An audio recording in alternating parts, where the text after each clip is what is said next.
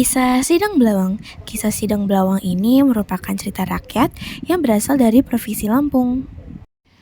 Alkisah, ada seorang raja yang memiliki 5 istri. Dari 5 istri tersebut, hanya istri kelima yang memiliki anak dan diberi nama Sidang Belawang. Hal itu tentu saja membuat istri-istri raja yang lain menjadi dengki. Lalu hasil tipu daya istri-istri yang lain berhasil membuat ibu dan Sidang Belawang diasingkan dari kerajaan. Singkat cerita, Sidang Belawang pun sudah beranjak dewasa. Keseharian Sidang Belawang yaitu pergi memancing untuk mendapatkan ikan yang nantinya akan menjadi lauk pauknya.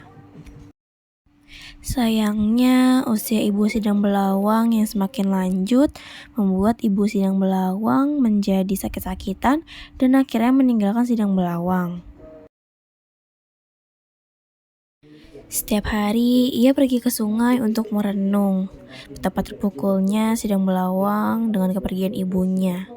Ketika sedang merenung, Sidang Belawang menemukan sebuah selendang yang hanyut dan selai rambut yang panjang. Wah, kira-kira dari manakah selendang dan selai rambut ini? Terbawa rasa penasaran, Sidang Belawang pun mengikuti lawan arus sungai. Betapa terkejutnya Sidang Belawang melihat 7 bidadari. Namun, anehnya, bidadari yang terakhir terlihat sedang menangis. Sidang Belawang pun menguping pembicaraan mereka. "Bungsu, coba kamu ingat-ingat lagi, di mana selendang yang kamu taruh itu?" "Aku benar-benar tidak tahu, Kakak Sulung." Beberapa lama kemudian, 6 bidadari terbang dan meninggalkan si bungsu. Sedangkan si bungsu hanya menatap nasibnya saja, bagaimana ke depannya nanti. Dengan kebohongan Sidang Belawang pun menghampiri bidadari tersebut. Dia menanyakan, Siapakah kamu dan dari mana asalmu? "Aku adalah bidadari dari Kayangan. Aku tidak bisa pulang karena selendangku hilang."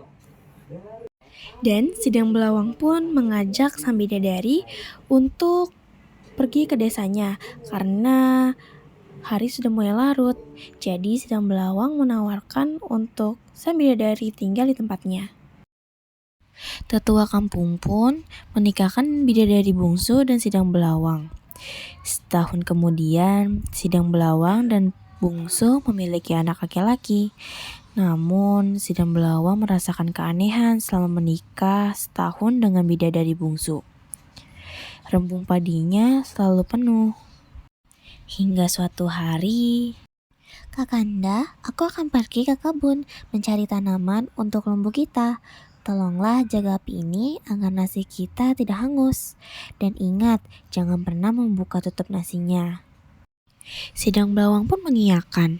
Tapi tetap saja Sidang Belawang membuka. Betapa terkejutnya, hanya ada sebutir beras emas di dalamnya. Setelah kembali, bungsu melihat isi bungkunya masih sebutir beras saja. Betapa kesalnya si bungsu. Sejak saat itu, bidadari bungsu harus menumbuk beras yang akan dimakan dan menjadi makanannya sehari-harinya. Sampai akhirnya beras yang dia makan lama-kelamaan semakin menipis dan semakin sedikit. Pada saat itu, bungsu menemukan selendangnya di dalam lumbu beras. Bidadari bungsu yang merasa dikhianati marah bukan main. Akhirnya bungsu membawa pergi anaknya dan kembali ke Kayangan. Sidang Belawang yang merasa sedih mencari cara bagaimana bisa menyusul. Sidang Belawang membawa seekor merpati. Jika para leluhurku orang sakti, maka ubahlah merpati ini menjadi elang raksasa. Dengan menaiki burung raksasa, Sidang Belawang pun pergi ke Kayangan. Saat melewati lautan api, sehelai rambut yang dililit di tubuhnya terbakar dan menyebabkan ia terjatuh. Elang raksasa pun segera menemui tetua kampung untuk meminta bantuan. Wahai tetua, Sidang Belawang terjatuh ke lautan api. Tolonglah dia. Jika para leluhurnya sakti, hidupkanlah dia dan kirim ke kayangan. Sekejap kemudian, Sidang Belawang terbangun. Di depannya sudah ada 7 bidadari. Sidang Belawang tidak dapat mengenali istrinya karena wajah mereka yang sama persis. Kamu boleh mendapatkan istrimu kembali dengan syarat jika kamu lulus dalam 3 ujian. Aku akan melakukan apapun demi mendapatkan istriku kembali. Salah satu makanan itu mengandung racun. Jika memakannya salah, Sidang Belawang pasti akan mati. Jika tidak, ia akan lanjut tes. Ketika Sidang Belawang bingung, manakah makanan yang akan dia ambil?